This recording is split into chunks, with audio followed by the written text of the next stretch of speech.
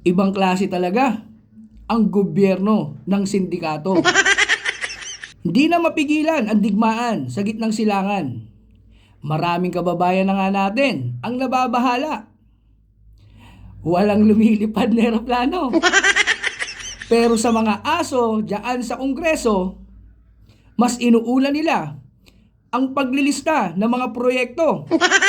AIX, MAIPS, DPWH project para sa kanilang mga distrito.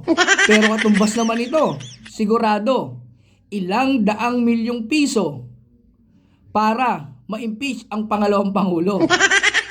Grabe, no? Digmaan na nga. Pero para sa kanila, pansarili pa rin at pangbulsa ang inaatupag nila. Sabi nga nung isang opisyal doon sa Migrant Worker Office, wala ng pondo, magsumbong kayo kahit kanino. Kaya malakas ang loob magsalita, alam niya, walang pakialam ang mga mambubutas natin dahil ang alam lang ng mga krokodilos na ito ay nakawin ang pondo ng gobyerno. Putragi, sana kayo na lang ibayad sa kanyon, mga puking inis nyo. Ingat.